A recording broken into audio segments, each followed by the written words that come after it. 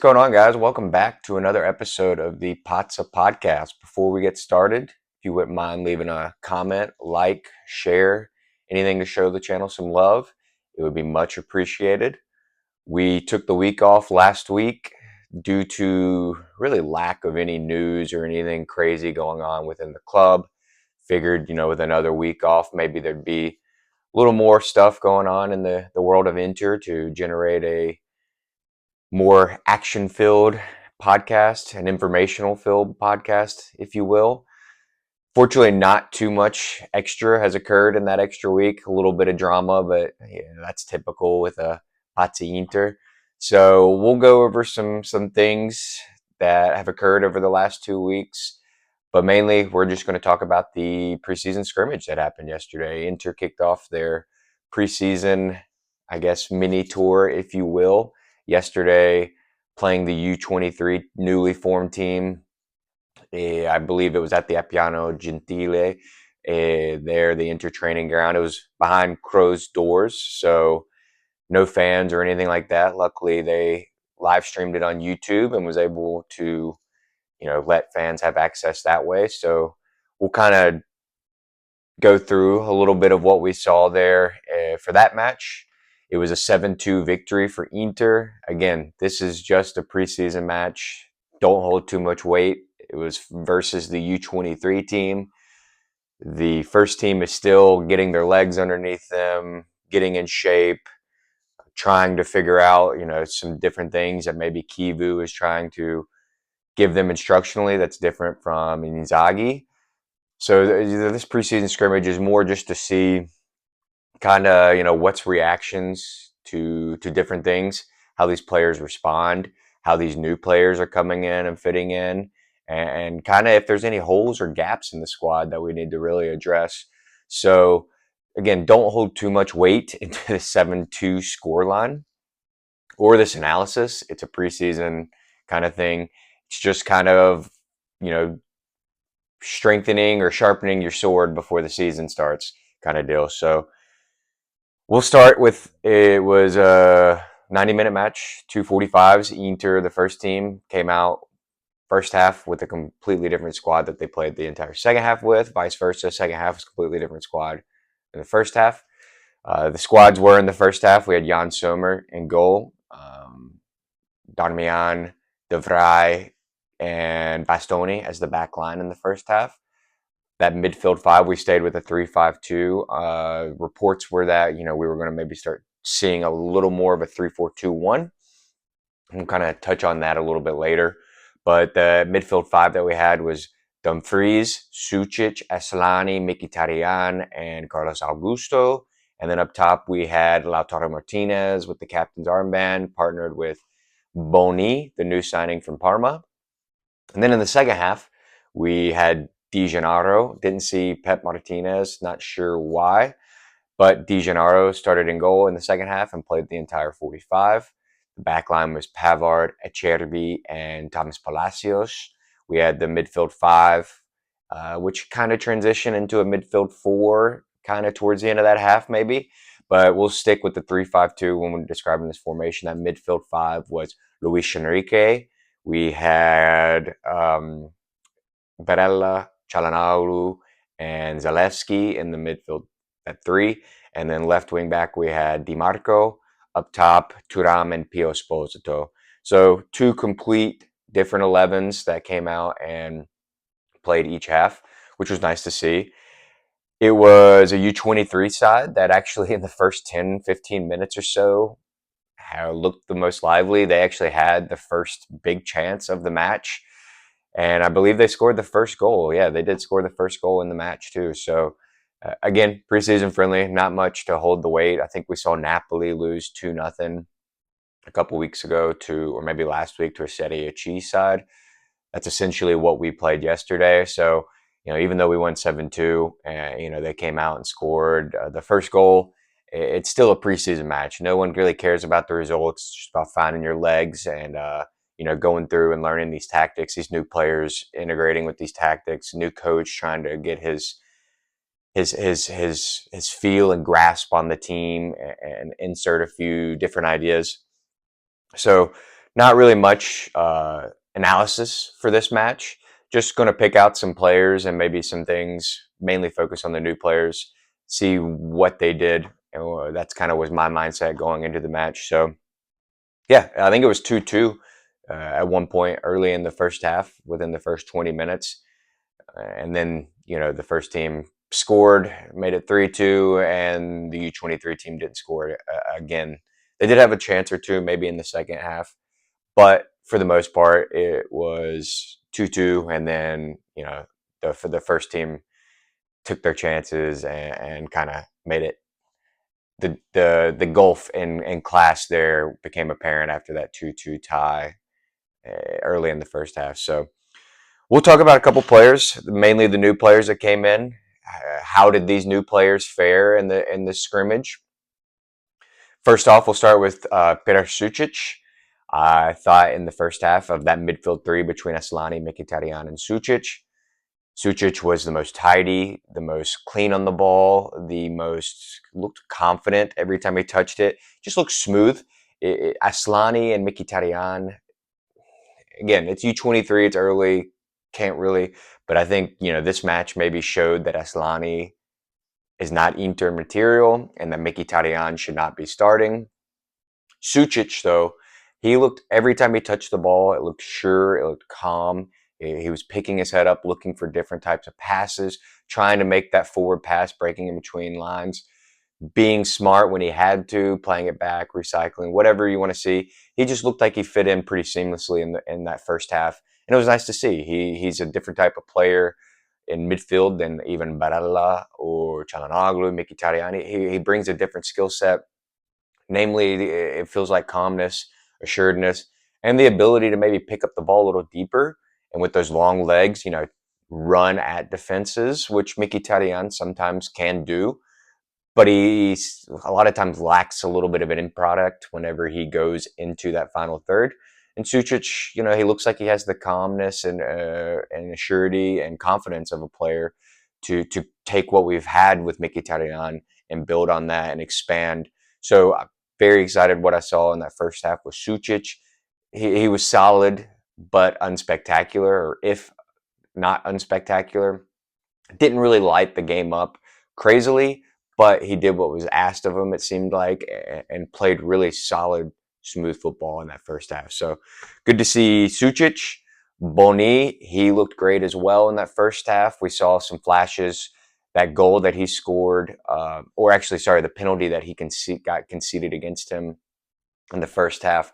Flashes of that Monza goal that has been famous since before we signed him, kind of the highlight that everybody kept showing, that goal versus Monza. Boni, he picked it up deep, I would say right around midfield. I think it was still in our defensive half, and drove past two defenders, well, in between two defenders, but he kind of just picked up the ball and took off past them.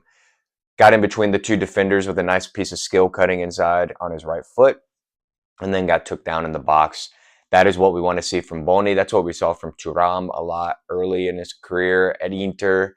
Saw patches of it last year too, early in the season, but towards the end of the season, Thuram's form kind of dipped a little bit and didn't see anything like that. So it was nice to see Boni come in and provide that type of skill set, that different thing that we've been missing from a striker.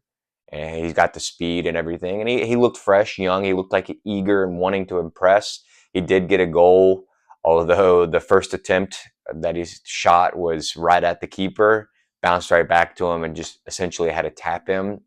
So he did get a goal, but that finish was something that we've talked about since we had the signing of Boni. Kind of what he needs to improve on is his finishing, only having 6 or 7 goals last season in the Serie A. So that's something we definitely need to see improve upon. But again, the signs were positive there.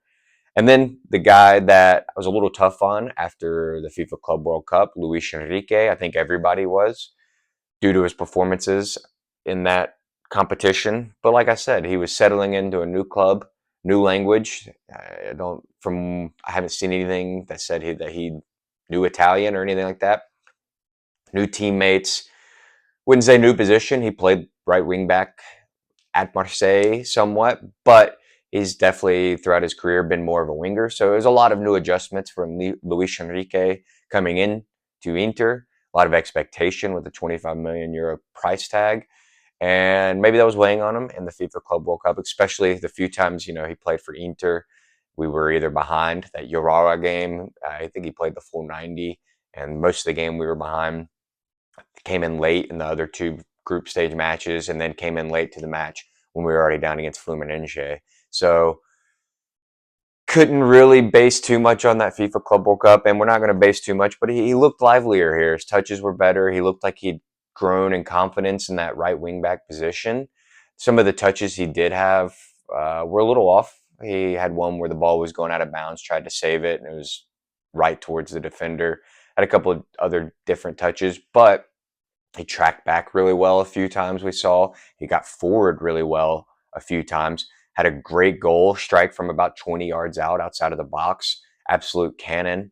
And there were signs there that, he's growing in confidence, and that can only be good for the club and the player. So we need to see him build on these performances and the rest of the preseason with a couple other different preseason matches coming up. So good to see. And then Pio Esposito, he looks like he's going to be a handful for any center back.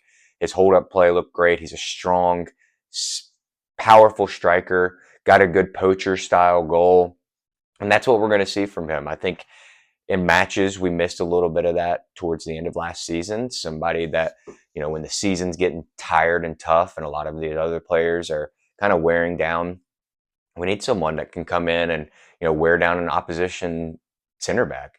And him and whoever was the center backs for the U-23 squad in that second half, he was working them and they were getting into little scuffles and everything. And it was nice to see somebody come in and take that role and won a battle. So really excited from the two strikers that we have signed this offseason, coming in and offering something different than what we had last season with Taremi and Correa and Arnautovic. So that was really good to see. Both of our strikers that we brought in, Pio just kind of brought back, wouldn't say brought in, but both of the strikers that we brought in got on the score sheet and looked positive. So that was good to see.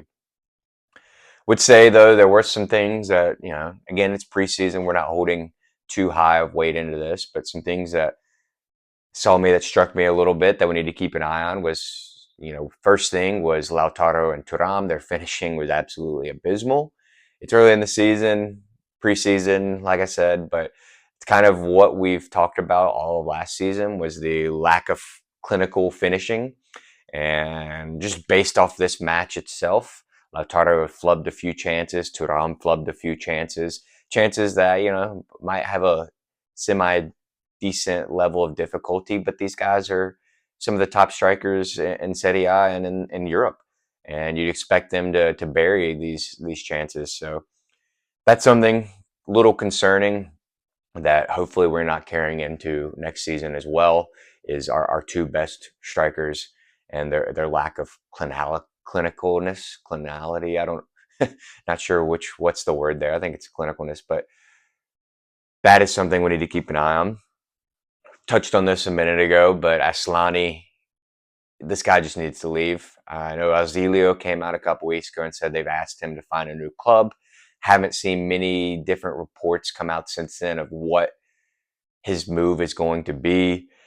His first pass of the match was a pass right in the middle of the midfield from deep, right in front of his back line. He played a ball trying to break the line, and it went straight to a U-23 player.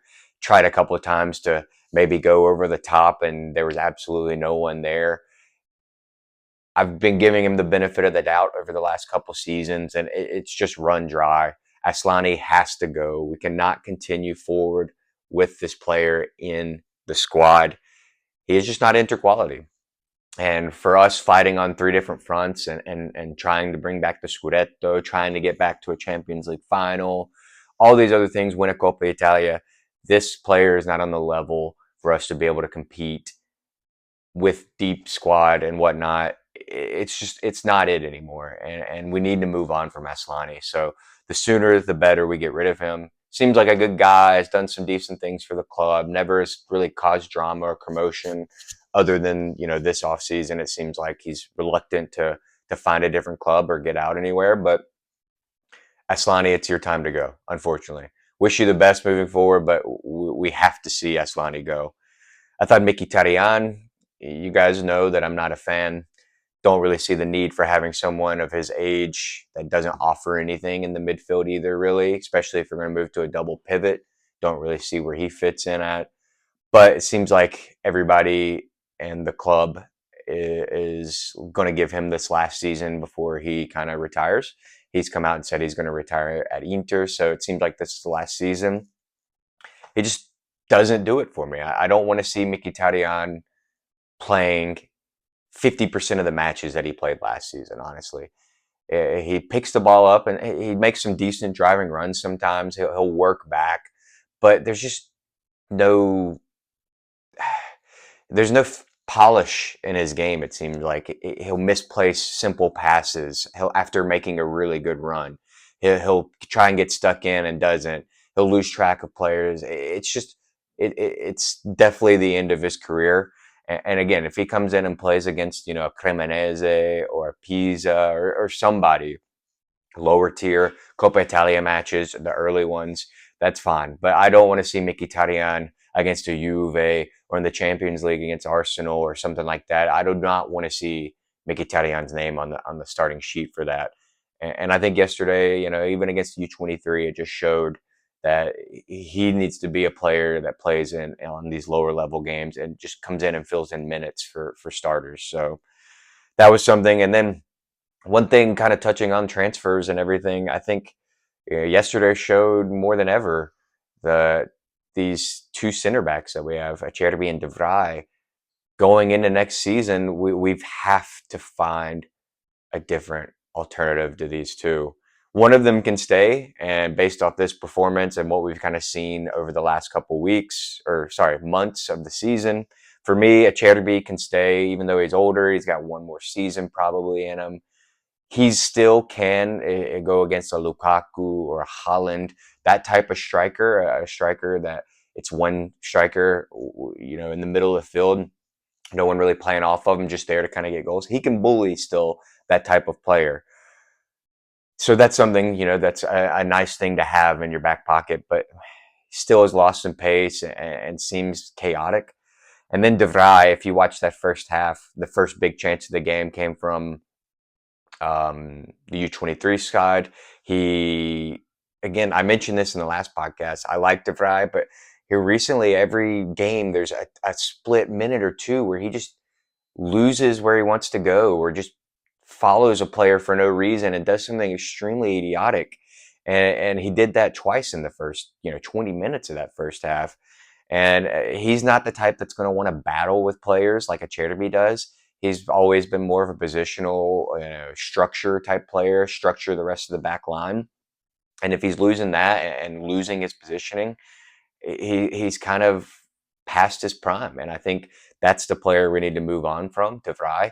And we have to bring in someone that can fill in, hopefully Leone, but there hasn't been much progress because everything's been on the Lookman page as far as transfer news. So that's something that struck me yesterday, is that obviously we need to get a new center back in there if we're going to keep playing that back three.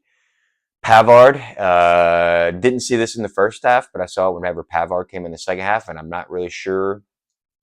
Tactically, I haven't really looked too much. I just finished watching the match not too long ago.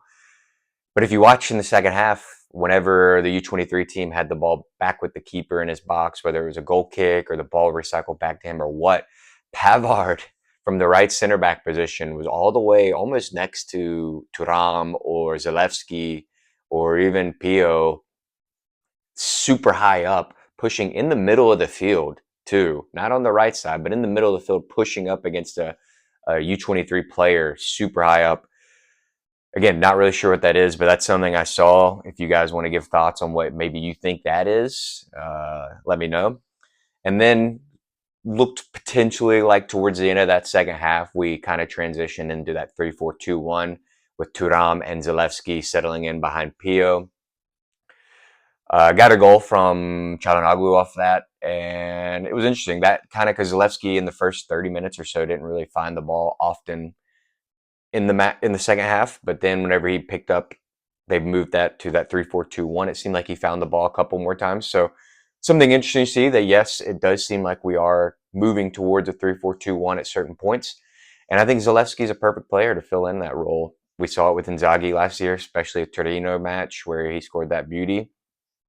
So maybe something to look out for, and it's something that confirms what we've been hearing the past few weeks, that we are going to be slowly maybe transitioning into that formation. So again, it's a scrimmage U23, and as far as the U23 team goes, Topalovic and Berenbuch looked really good. They look like players that eventually could incorporate into the squad. And if we lose Aslani and Mkhitaryan or someone else gets hurt, these players can maybe come in and play in those Coppa Italia matches against low teams, Pisa, Cremonese, teams like that.